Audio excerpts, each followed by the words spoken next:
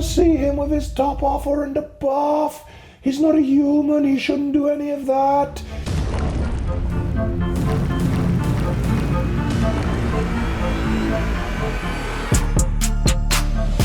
It's Monday morning, we're in the yard. The saying is go hard or go home. And Terry hasn't gone home yet. Close. He's close. So I think we're going to be going hard today and this week. The day hasn't started out great, as we've got a line of tippers here, all with punctures. And we've got one over here. None of them can go out, and the tyre fitter is not in today. So we're going to have to work out how we're going to get this sorted and get all these lads out on the road ASAP.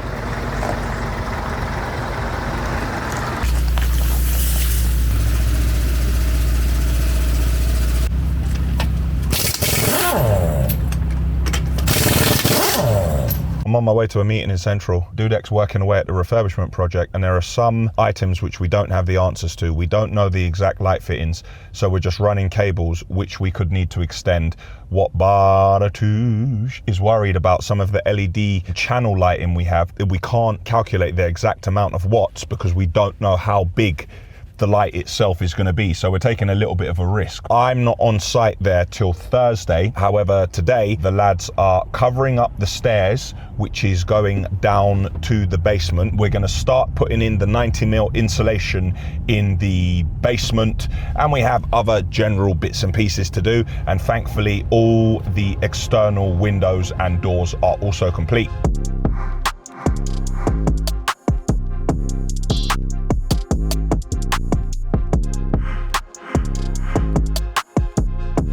We are using OSB board to cover the stairs going from the ground floor to the basement.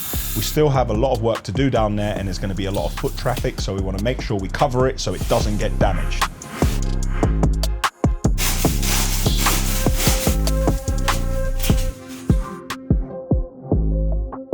Just realized there is a 2-week delay on these videos, which means that this video will be out on the 24th of January. So it's not Christmas now, but by the time you watch this, it will be Christmas. We interrupt our scheduled programming for a special Christmas message. Happy Christmas to all, from myself and everyone at Ashville. If you don't celebrate Christmas, enjoy the festive season, try to get some rest and spend time with loved ones and friends. A note to say that Christmas time can be very difficult for some people. It can be a very lonely time. So the aim this year, if you have a second, is to reach out to just one person who you think may be lonely or may feel forgotten or may feel like they're not valued. Just make that one call or send that text message, and that can make the world of difference to someone and just make them feel special on the day and throughout the holiday season. Now, me personally, I'm having an operation on the 22nd on my shoulder, so I will be recovering, spending the time with loved ones, eating an unreasonable amount of food, and then complaining afterwards about how much weight I put on. And then I'll be hiding from everyone, pretending like I'm not brainstorming and working the entire time, thinking about what 2024 holds. So once again, from me and everyone at Ashville, a very Merry Christmas. Merry Christmas to everyone who's watching and working as normal. And so is Ben with the Ben Cam. And this morning he delivered a 13-ton machine to site.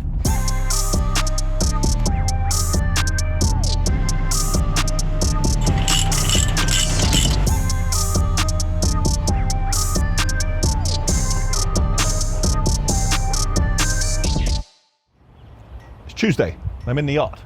Had a little measure up this morning, the final bits of work that need to be done to this volumetric before we sent it to get sprayed in Ashville Black. If you have a look here, previously there was some checker plate. We've taken it off and we're going to put some new greedy boards. Now we're going to try to match up to the top of the panel here where you can see the easy sheet retracting. That's about 400. And we need that all the way across till we get to the cement tank. That is a dimension of 3920. The trouble is, we're trying to order steel and steel doesn't come in those lengths. We had to get the sheets on each side cut in half. So there's 4 pieces that we need there. And then we ordered ourselves some 40mm by 40mm angle, which is like an L shape. Not calling you a loser. Ben was out tipping a 40-yard bin, and on the way back, he popped in and collected our steel. So this is a 3mm mild steel. But what's the height there? It's just under 2 meters. 197. Okay, just under 2 meters. And all right, so there's 4 of them here. So what are they giving us this for? Is that an extra? We'll have some extra. Must be enough. And is this 400? Yeah. Yeah. Hang on, 4. Look. A 15 3/4, old school. I don't do inches. I do millimeters. Got a bit of a problem on the L860. You saw a long time ago we had it repaired. Well, the L860 is under incredible pressure, grabbing the material and offloading. The bucket has now a few cracks in it. Now, luckily we have 2 buckets. At the time when I ordered it, it really hurt me because each bucket costs 40 grand. But now we're gonna have to swap over. So we have one ready, standing by, which has already been repaired. And the one with cracks, we're gonna have to set it down and repair it while we use the other one because we have a train coming in tomorrow morning.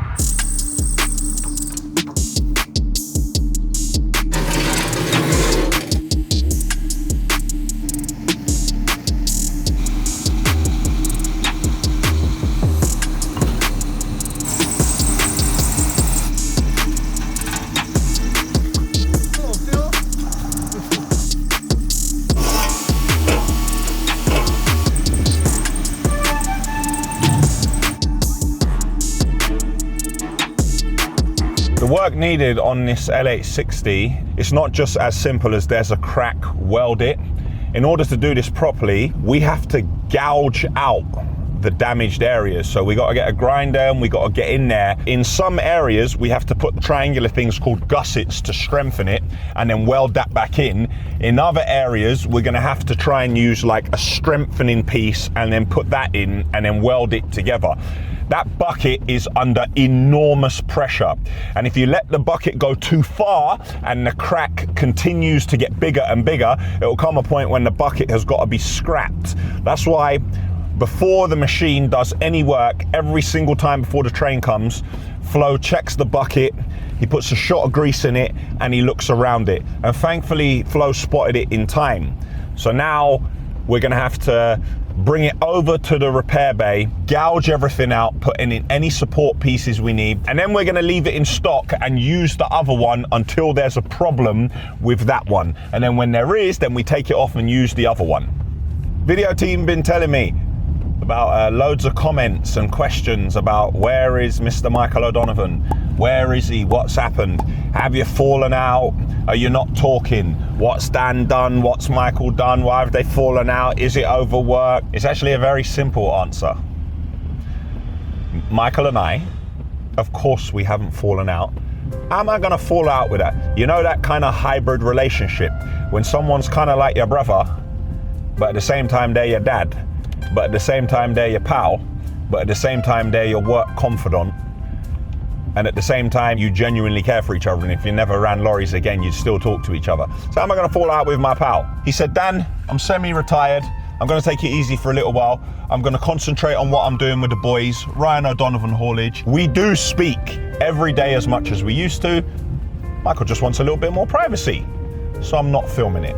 Now I can't say that he's not trying to build up the anticipation. You know, like when James Brown goes off the stage and then he comes back on and performs, and then he goes off the stage and then he comes back on and performs. I'm not saying that Michael's gonna do that. Or like George Foreman, he's gonna come out of retirement and be the heavyweight champion again at his old age. I'm not saying that.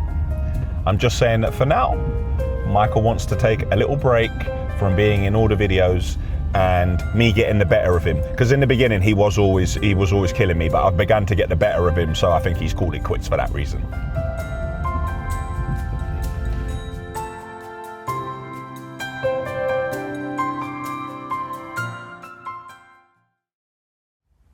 It's Wednesday morning. I'm not in the yard. I'm dressed up as Toad from Toad Hall. Martin dressed as Lamb, pig in sheep's clothing. I'm trying to make a good impression because I am going to a rail freight event, and you know how much I like rail. I'm trying to work out how I'm going to get in this car without being covered in muck, silt and everything else. I'm probably the only person who uses this car for what it was actually meant for, but with my colour choice of trousers and shirt, I need to try and avoid all this and try and get in there and get out not looking like I've been rolling around in the yard in a wagon of a train with a shovel trying to offload it myself. And speaking of which, as Ashville are rail operators,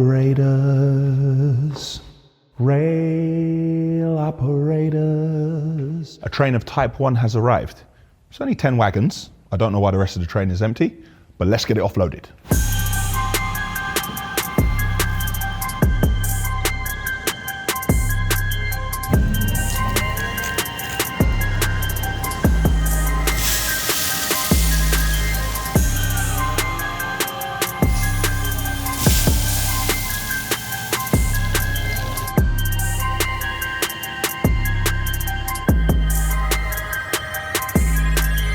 Forgive the quality of the video and audio. For some reason, the memory card that's in my DJI isn't working properly. It's driving me mad. Anyway, I've got other things to worry about. I keep telling you about this business that I'm looking at. It's very exciting, but the longer that goes by, the more costs I find. Yeah, there's an additional cost, there's this, there's that. As long as you know in the beginning, you can navigate around it and think about how many other revenue streams you can make from it. And it's now brought me to a point, other than some small negotiations, I believe I have all the costs. I have all the setup costs and I have all the monthly costs. So here's the question now. How much money should a business be making in relation to its turnover? Can you take a blanket figure and throw it across business and say, well, if you're not making 10%, so if you're turning over $1 million and you're not making 100 grand, or you're not making 20% at 200 grand, is it worth your time? And the answer I've come up with is that there is no blanket answer, because every country is different. The market conditions in every country is different. Every sector is different. Every commodity is different. And everyone's motivations are different. Do you want to make a lot of money now? Or are you making a company which you're going to prepare to sell in a few years? Is there a bigger picture? Talking rough numbers again. If you're turning over £1 million and you're making 50,000 a year, well, you're not making a lot of money based on all the work you're doing. However, if you're building that company, or you're trying to take a market share and it serves one of your other companies, or the commodity itself, people don't generally make that amount of money on that product. There's so many factors that you need to consider. That's my take on it. Sometimes some of the business lines we do, they're not the most profitable, but then other ones are more profitable. When you run them side by side, does it level it all out? The new business you're creating, does it serve one of your existing businesses, and does it make that business more competitive? Therefore, you will accept making a smaller margin. I believe that a margin in a particular sector of 15%, that is good and acceptable. Now, 15% may not seem like a lot. 15% of 100 grand, 15% of $1 million is 150 grand. But then if you start to increase your turnover and you're making 15% of 10 million, 15% of 20 million, sooner or later 15% seems like a lot more, because it's all relative based on your turnover. A lot to think about. In the yard, we are preparing one of the grab lorries for MOT. So the tyre fitter is having a look around and doing some very small repairs, because we believe the lorry is fantastic. The lorry was stopped on the road by the DVSA the other day. They said the tyres were completely fine, but for MOT, let's just say the testers can be somewhat more challenging in their views. So it's better to just make sure everything is 1,000,000% as opposed to 200%, which it normally is.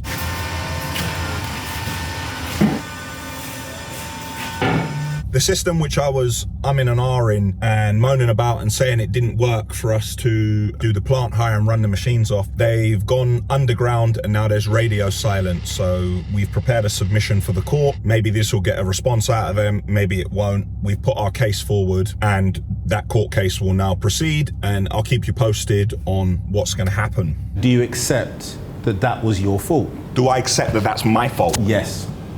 I don't accept that that's my fault, no. We have another instance where we're going to have to drive up to Fox in Leyland because we need a 1.5 ton machine. But this time it's going out on 6 months hire.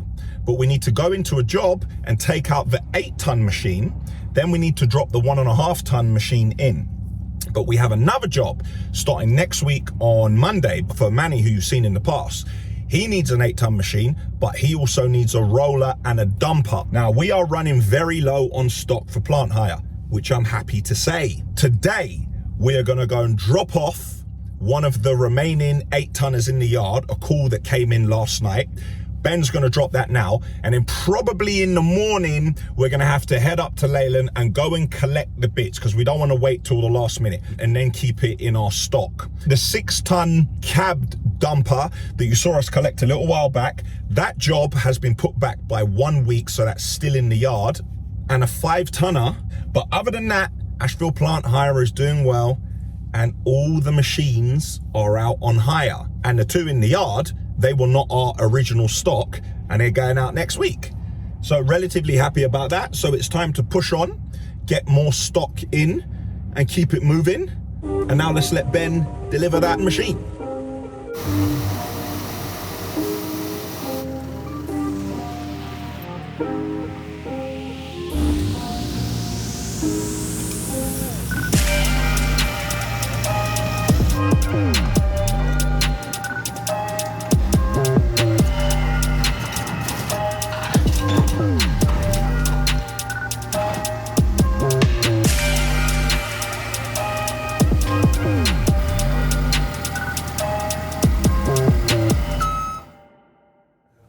What day is it today? Wednesday. Wednesday or Thursday? Thursday. It's Thursday. We're not on the yacht. We're at the refurbishment project. Didn't even know what day it was. We are talking about this ensuite behind us. If you look at the render, there is a floating seat. And we're gonna have to take out a few blocks here on the other side, put concrete blocks, and we are having a steel structure made. This seat needs to be well supported and stand to attention. If called upon, we need the structural integrity to fulfill Ashville's obligation to the client, because I don't want to be the one who has a floating seat with stone on it collapsing. The windows are in, it feels much warmer in here. All the underfloor heating is on. Now it's nice, warm, watertight, and secure. I never said that the window in the bathroom wouldn't be frosted. What I said was, we're gonna leave it normal and we are gonna frost it because I wanna give the client the option. There's gonna be a massive bathtub here. I don't know if the client wants to look out the window and say, I got nothing to hide, I'm your neighbor. I don't know. So at least if we do it like this, yeah, we can frost it in our own time. Yeah, exactly, Bartek. Whatever the dance is that you're doing. We move this wall, and now directly opposite, we have the door. So we have complete symmetry now. So when you walk in, the bathtub is exactly in front. A very small detail, but will make a massive difference when you look at this bathroom when it's complete. In the master bedroom, above me, we have the loft. We have the rock wool insulation in, and then we have wire and nails holding everything in place. We are almost ready to start putting the stud system in for the ceiling level. We're gonna have a finished level here of 2.4, just beneath the lintel you can see over there, because the master bedroom and doors for the main rooms on the ground floor all are completely full height doors. They don't have a door frame at the top. Round our window, you can see this kind of plastic finish we have, what protects the cavity and closes it off. Here it is from a side section profile. You can cut off any of these, and then this fits into the cavity, and this plastic protects it. So you can see our window, you can see our finishing, and then on top of this, we're gonna have a 72 mil build-up. So it's gonna be 60 mil of insulation, then 12 mil of plasterboard, that's gonna be here, and then we're gonna do another one here. On the first floor, this landing, I've shown you the approved plan by the client. Let's have a look at the render again. The structural engineer wants to put a complete structure here to support this, but we don't think we need it. When he's here on Monday, he can actually see it in real terms. We believe in order to achieve this curve, there's a steel there. We can fit one steel here, and then we can use the existing part of the slab, fit another steel here, and then have a steel underneath which comes out about 1 meter here and supports the staircase, but I believe we can fit it on the underside of the slab. Now we're going to put this proposal forward to the engineer on Monday, and hopefully after his calculations it approves for the stairs for the loft. Now there's going to be carpet on these stairs, so these are just going to be a standard timber staircase. We're going to have complete softwood, and then when the staircase does come, we're going to be able to put timber supports in it to make sure that it doesn't creak. In the loft, the windows are in. We are beginning to close off this area. Now we are running out of space in the storage. What you can see here is all the Ventaxia pipes for the fresh air system. Now the first floor and loft Ventaxia system is going to sit here. Now it looks full, but we have another 9 ducts to go in, which are all here. And by the time we've done this, every room in the house will have fresh air. We're going to need to keep the client out of it because we don't want them to try and fit a suitcase underneath, and then when it doesn't fit, kind of kick it and something may come loose or something may get damaged. It's very necessary, these fresh air systems. When you're sitting in a room and you feel like, this Ventaxia system is taking fresh air from outside, helps you feel nice, alive and fresh, and stops you getting headaches. We're just going through the underfloor heating here. In the storage area here, Chris is fitting the manifold, but this isn't standard underfloor heating like in the rest of the house. Because this is a completely soundproof area, the underfloor heating is a much smaller pipe. It's gonna sit on top of this level, and then the floating level is then gonna sit on top of that. I showed you 2 weeks back, we made the frame here to hang the air conditioning unit. Air conditioning unit is in, and as I love a graphic, let's show you the graphic again of exactly how the air conditioning unit here is going to work in this area.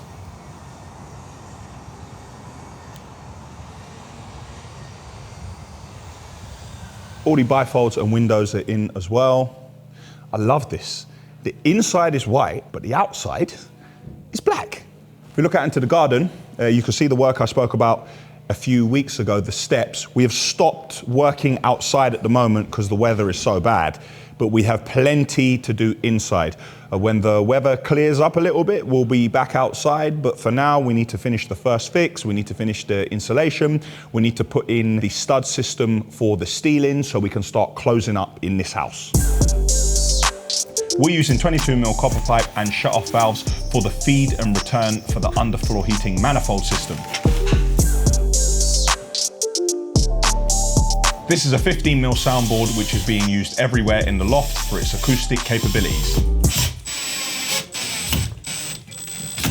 Back in the yard, we have one side of the greedy boards on. We've still got a little bit of work to do. Take off the sharp edge here, and then because it's bowed a little bit in this area, we're gonna put an acros or something and push this out, and then we're gonna do a weld all along that area there. So we're just gonna finish this one off, and then we're gonna start the next one.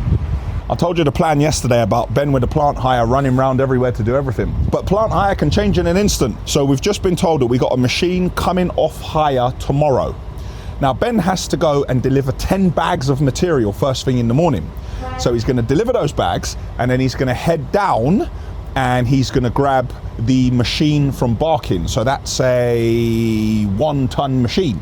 As soon as he grabs that, instead of going up to Foxton Leyland, he's going to go to B&W Plant Hire down in Southampton, and he's going to collect 2 dumpers. He's going to collect all of that and bring it back to the yard. And today we have managed to collect an 8-ton machine from a site where a 1-ton machine is going to go back in. And now we can use that 8-ton machine to go into Manny's job on Monday, as well as one of the dumpers that we are collecting from Southampton tomorrow. I think that all made sense. Yeah, I think that made sense, apart from my stumble just there. They're going to kill me for that. If you could just get your words right, Daniel, that'd make my life a lot easier. Plenty going on in Ashville Plant Hire. Now here it is from a top view.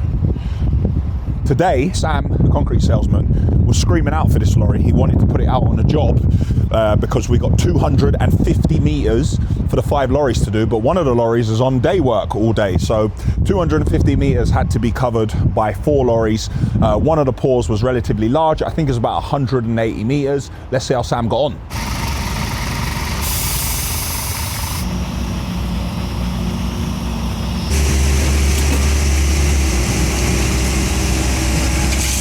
It's 6:14.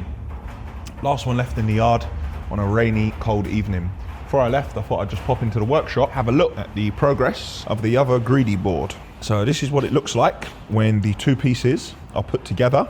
Now I dropped the ball here a little bit because you can see the angle which I bought, but it's only 3 mil. It should have really been about 4 or 5.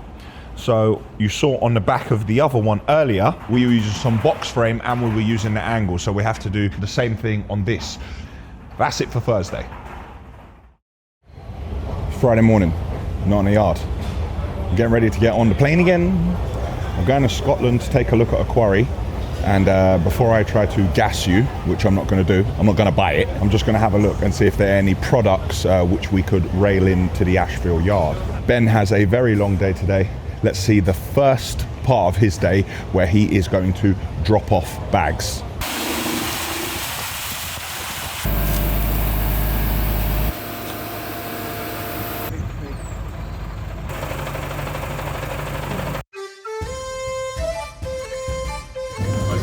How are we doing?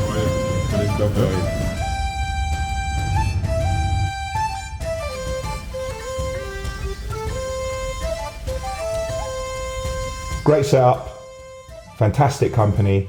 This is a very rare granite in a fire red. This is very difficult to get hold of, and this is something that Ashville would like to add to the decorative aggregate offering. Hopefully we can work something out with the guys. I wanted to see it firsthand. They're a great team who want to actually make a deal with us, and they're an independent, so decisions can be made fast. So I'm really looking forward to getting working with them and this material. Catching up with Ben, he's already got 2 machines on, and now he's at B&W Plant Hire down in Southampton, and he is about to load a dumper on.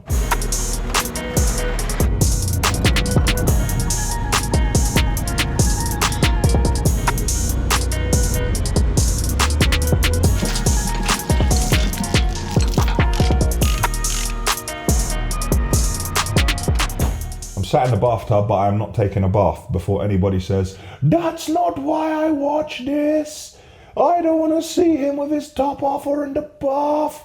He's not a human, he shouldn't do any of that. He should wear a jumper in 40-degree heat. I don't want to see any of that." I just really like the bathroom.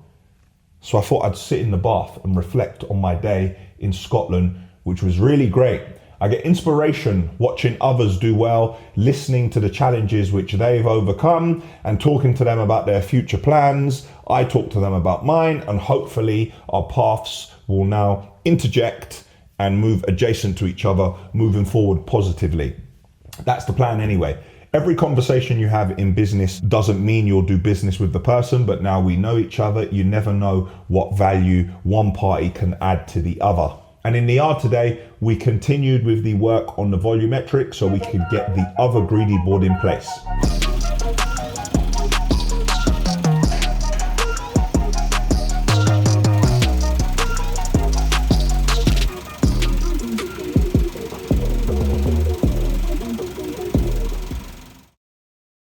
It's Saturday, I'm not in the yard. I'm back in the UK, but I'm not in the yard. I missed out on everything that was happening today. We had 2 trackers being fitted on new Volvos, and when the guys are trying to manage where the lorries are and plan all the routes, it's very handy to know where the lorries are all the time. And I think it's one of the conditions of our insurance also. We were loading up Ben's lorry in the yard today. We have a job where they want us to deliver the bags in a specific way. So we put on the 20-yard bin and we put the bags inside the bin, and then we go to the site and we drop the bin down, and then on site the team use a forklift and take it out, and then we pick the bin back up and then we leave the site. It's not the easiest way to deliver bags, and the lorry does have a crane on it which can offload the bags, but for some reason they've got like a health and safety thing on that site. We can't do it.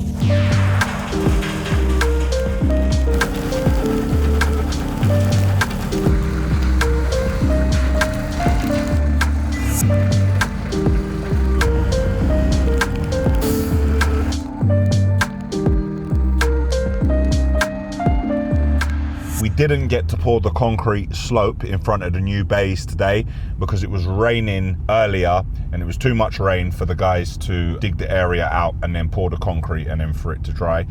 but we have 3 trains next week, and the train on Friday is going to have the new material that's going to go in those bays. So we're going to have to find the time to do the ramp for those bays at some point next week and make sure that it dries in time. And that's it for Ashville Weekly episode 166. Click here for the Ashville website, click here to subscribe to our channel, click here to see an Ashville video you may not have seen before, and click down here for last week's episode, which was number 165. Look at this. I can get from Scotland to London quicker than I can get from Heathrow Airport to my house. Long.